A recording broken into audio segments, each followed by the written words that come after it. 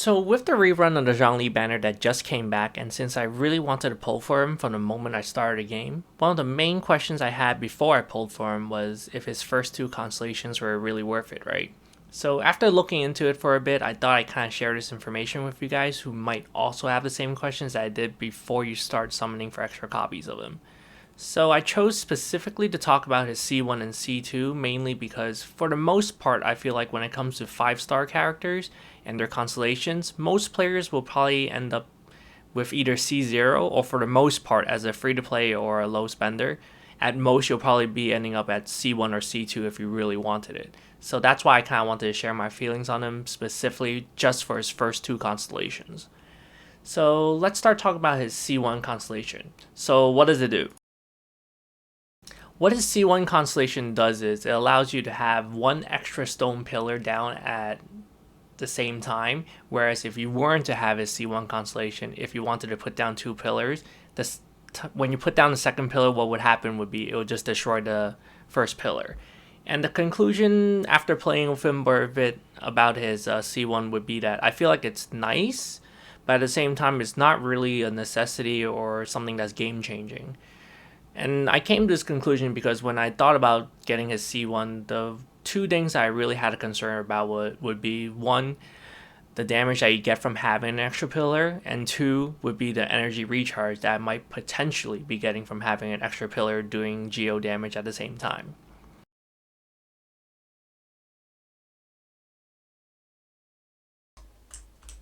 So you'll see here where I kind of do an example on the Cryo Regivine about the damage that you get as well as the energy recharge that you'll be getting from having pillars out resonating with something like an Albedo Flower.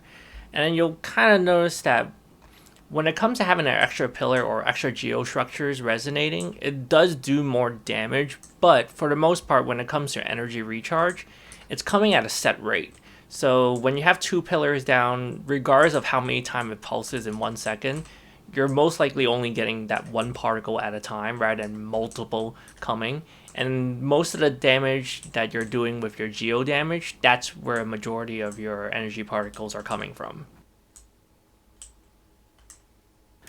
As for the damage that you get from having your C1 constellation and what it could provide, I kind of broke it down to 6 different examples when it came to this.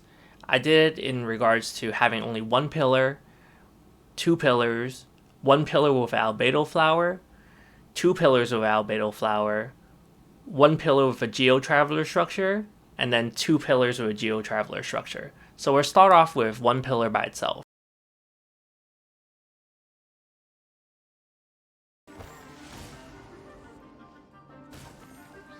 So this would be one pillar doing damage by itself. You'll see that it pulsates for the 4.3k crit. So it's nothing too crazy. And then we'll go ahead and look at the two pillars by themselves. So same thing. This is with the two pillars on the Cryo Flower.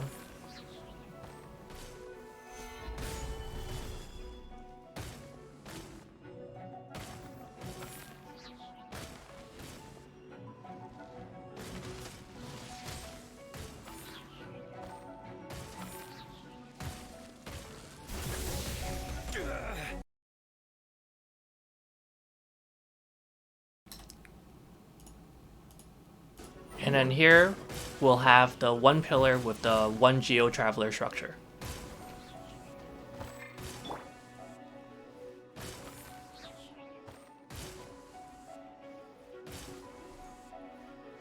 Crumble.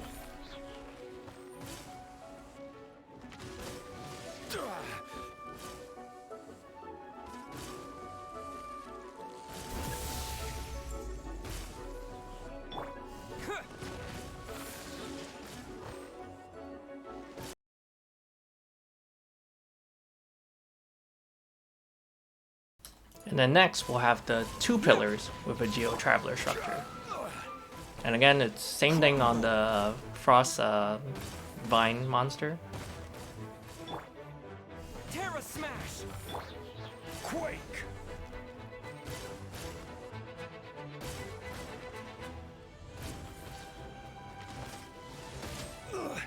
Emergency.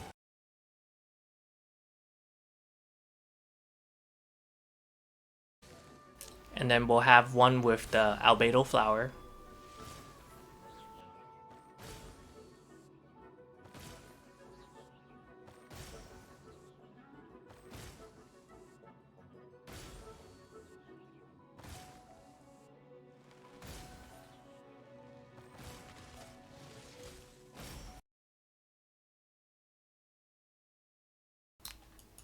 And then next, we're gonna have the 2 pillars with 1 Albedo Flower.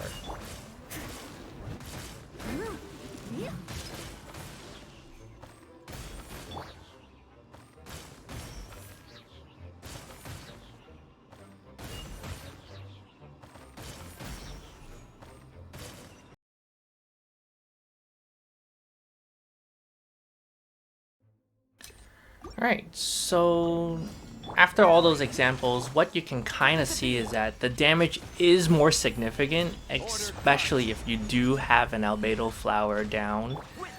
But otherwise, I would say that it's nothing too crazy, and I wouldn't go nuts over if you're solely wondering if you should just get C1 and stopping right there. I would say especially if you don't plan to get any kind of Geo characters like Albedo to go along with it, and you're using Zhongli solely as maybe like a shield bot. The damage is really nice when you have everything next to each other, like almost like perfectly. But for the most part, you probably wouldn't have to worry about this too much, because most of the time enemies would be moving around, they'll be spread out all over the place. And you often probably would find yourself in a situation where you're trying to put an extra pillar down, but it doesn't come out because you were too close to the enemy, or it ends up being like a really large enemy that might end up doing like a AoE attack that might be destroying your pillars. That, and for the fact that, you know, a lot of time in battles, you'll probably end up moving around chasing these enemies as well. So you don't want to end up spending too much time trying to place these structures down like perfectly, just so you'll get all of them pulsing on them at the same time. So the next thing we'll talk about would be his C2. I will have order.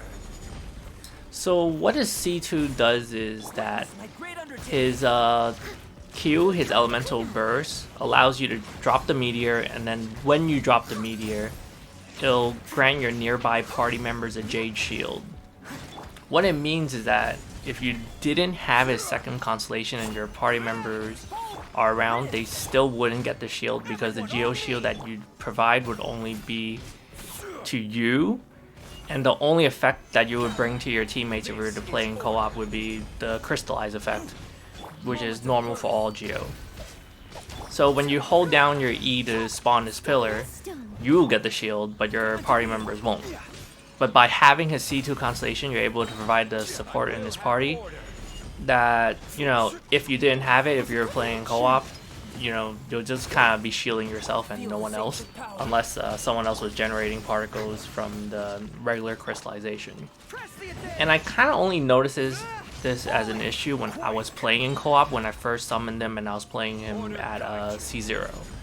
So I would say for the most part, if you're not really playing with other people a lot, you could probably get away with probably just having his C1 or C0, and you probably wouldn't ever notice it.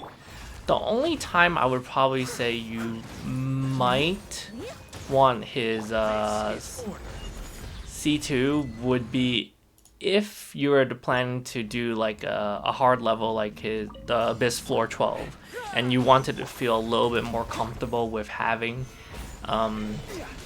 his shield up a lot more, then that's when I would recommend having his C2. But if you're not playing co-op and you're not really too worried about, you know, keeping his shield up most of the time, which you probably wouldn't have an issue, to be honest. The only time I really noticed his shield running out, even running him as a burst DPS without stacking HP, would be if I was running into damage like a psychopath and just being too lazy to dodge damage. That's the only time I probably noticed that I would need to, you know, probably have that extra shield uptime. But aside from that, especially if you're trying to build him as a shielder, you probably wouldn't need that C2 unless you're playing co-op a lot.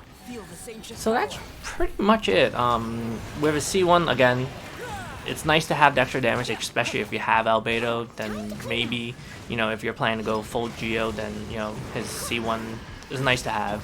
As for a C2, again, unless you're playing co-op, or if you really like having, you know, feeling safe and having that extra uptime on his shield, or if you just really like the character in general, then that's when I would recommend his C2.